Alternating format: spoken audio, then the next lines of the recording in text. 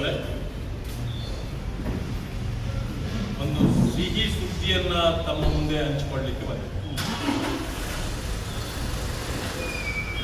ರಾಜ್ಯದಲ್ಲಿ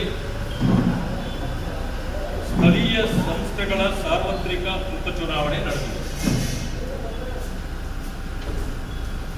ದಕ್ಷಿಣ ಕನ್ನಡದ ಬಾಜಪೆ, ಮತ್ತೊಂದು ಅದು ಕ್ಷೇತ್ರ ದಕ್ಷಿಣ ಕನ್ನಡ ಕಿನ್ನಿಗೋಳಿ, ಇದು ಪಟ್ಟಣ ಪಂಚಾಯಿತಿಗಳು. ಉತ್ತರ ಕನ್ನಡ ಮಂಕಿ ಪಟ್ಟಣ ಪಂಚಾಯಿತಿ, ಬೆಂಗಳೂರು ಗ್ರಾಮಾಂತರ ವಾಶೆಟ್ಟಹಳ್ಳಿ ಪಟ್ಟಣ ಪಂಚಾಯಿತಿ. ಈ 4 ಪಟ್ಟಣ ಪಂಚಾಯಿತಿಗಳಿಗೆ ಚುನಾವಣೆ ನಡೆಯಿತು, ಸಾರ್ವತ್ರಿಕ ಚುನಾವಣೆ. ಈ 4ರಲ್ಲಿಯೂ ಕೂಡ ಭಾರತೀಯ ಜನತಾ ಪಕ್ಷ ಜಯಬೇರಿ ಮಾಡಿದೆ.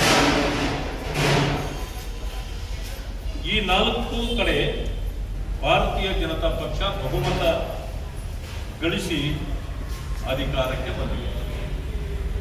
ಮತ್ತೆ ಬೆಂಗಳೂರು ಗ್ರಾಮಾಂತರದ ದೊಡ್ಡಬಳ್ಳಾಪುರದಲ್ಲಿ ನಗರಸಭೆಗೆ ಒಂದು ತೆರವಾದ ಸ್ಥಾನಕ್ಕೆ ಒಂದು ಚುನಾವಣೆ ನಡೆಯಿತು, ಅಲ್ಲಿಯೂ ಕೂಡ ಬಿಜೆಪಿ ಜಯಗಳಿಸಿದೆ. ರಾಯಚೂರಿನ ತುರ್ವಿಹಾಳ ಪಟ್ಟಣ ಪಂಚಾಯಿತಿ ಒಂದು ತೆರವಾದ ಸ್ಥಾನಕ್ಕೆ ಚುನಾವಣೆ ನಡೆದಿತ್ತು, ಅಲ್ಲಿಯೂ ಕೂಡ ಬಿಜೆಪಿ ಜಯಬೇರಿ ಬಾರಿಸಿದೆ. ಅಂದರೆ ಇದು ಸಿಹಿ ಸುದ್ದಿ. ರಾಜ್ಯದಲ್ಲಿ ಸಂಪೂರ್ಣವಾಗಿ ಬಿಜೆಪಿಯ ಅಲೆ ಇದೆ ಅಂತಕ್ಕಂಥದ್ದಕ್ಕೆ ಇದು ನಿದರ್ಶನ. ಕಾಂಗ್ರೆಸ್ ಪಕ್ಷ ಸಂಪೂರ್ಣವಾಗಿ ನೆಲಕಚ್ಚಿದೆ. ಇದರಿಂದ ಅರ್ಥ ಆಗತ್ತೆ ಕಾಂಗ್ರೆಸ್ನ ಹವಾ ಅನ್ನೋದು ಹೊರಟೋಗಿದೆ. ಇನ್ನು ಮುಂದೆ ಕಾಂಗ್ರೆಸ್ ತಲೆ ಎತ್ತುವಂತಹ ಪರಿಸ್ಥಿತಿಯಲ್ಲಿ ಕರ್ನಾಟಕದಲ್ಲಿ ಇಲ್ಲ. ಯಾವುದೇ ಸಂದರ್ಭದಲ್ಲಿ ಚುನಾವಣೆ ಆದರೂ ಕೂಡ ಭಾರತೀಯ ಜನತಾ ಪಕ್ಷ ಸಂಪೂರ್ಣ ಬಹುಮತದಿಂದ ಈ ಸಾರಿ ಗೆದ್ದು ಅಧಿಕಾರವನ್ನು ಹಿಡಿಯುತ್ತದೆ ಅಂತಕ್ಕಂಥ ಈ ಸುದ್ದಿಯನ್ನ ಇಡೀ ರಾಜ್ಯದ ಜನರಿಗೆ ತಮ್ಮ ಮೂಲಕ ನಾನು ತಿಳಿಸಲಿಕ್ಕೆ ಬಯಸ್ತೇನೆ. ಇನ್ನೊಂದು ವಿಚಾರವನ್ನು ನಾನು ಹೇಳಬೇಕು ತಮ್ಮ ಮುಂದೆ. ಕಾಂಗ್ರೆಸ್ ಅನ್ನೋದೇ ಅವಸಾನದ ಅಂಚಿಗೆ ಸರಿದು ಬಿಟ್ಟಿದೆ. ಕಾಂಗ್ರೆಸ್ ಅವಸಾನದ ಅಂಚಿಗೆ ಸೇರಿದೆ.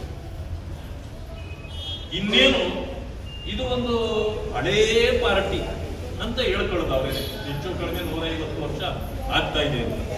ಆ ಕಾರಣದಿಂದ ಕಾಂಗ್ರೆಸ್ ಈಗ ಶಿಥಿಲಾವಸ್ಥೆಯಲ್ಲಿದೆ.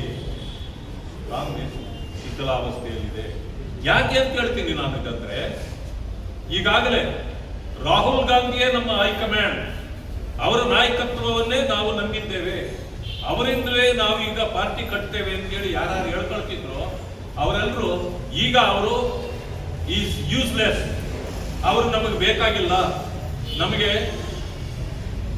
ಮಾನ್ಯ ಮಲ್ಲಿಕಾರ್ಜುನ್ ಖರ್ಗೆ ಅವರು ಬೇಕಾಗಿಲ್ಲ. ಈಗ ಮಲ್ಲಿಕಾರ್ಜುನ್ ಖರ್ಗೆ ಹಠಾವು, ಪ್ರಿಯಾಂಕಾ ಗಾಂಧಿ ಲಾವೋ ನಡೆದಿತ್ತು. ಈಗ ನಿನ್ನೆಯಿಂದ ಏನಾಗಿದೆ, ರಾಹುಲ್ ಗಾಂಧಿಯೂ ಹಠಾವು, ಪ್ರಿಯಾಂಕಾ ಗಾಂಧಿ ಲಾವೋ. ಯಾವುದಕ್ಕೆ? ಮುಂದಿನ ಚುನಾವಣೆಯಲ್ಲಿ ಪ್ರಧಾನಿ ಅಭ್ಯರ್ಥಿ, ಬಹುಶಃ ಇನ್ನು ಅವರ ಜನ್ಮದಲ್ಲಿ ಕಾಂಗ್ರೆಸ್ನವರು ಯಾವತ್ತೂ ಪ್ರಧಾನಿ ಆಗೋದಿಲ್ಲ. ಹಾಗಿದ್ರೂ ಕೂಡ ಮುಂದಿನ ಚುನಾವಣೆಗೆ ಒಬ್ಬ ಅಭ್ಯರ್ಥಿ ಹೆಸರು ಹೇಳಬೇಕಲ್ಲ. ಅದಕ್ಕೆ ನಮಗೆ ರಾಹುಲ್ ಹೆಸರು ಬೇಡ, ರಾಹುಲ್ ಅವರ ಹೆಸರು ಹೇಳಿಬಿಟ್ರೆ ನಾವು ಇನ್ನು ಮುಂದೆ 50 ಅಲ್ಲ 20 ಸೀಟು ಗೆಲ್ಲೋದು ಕಷ್ಟ ಆಗುತ್ತೆ. ಅದರಿಂದ ಪ್ರಿಯಾಂಕಾ ಅವರ ಹೆಸರು ಹೇಳಿ ಅಂತ ಹೇಳಿ ಎಂಪಿಗಳು ಹೇಳಕ್ ಶುರು ಮಾಡಿದ್ದಾರೆ.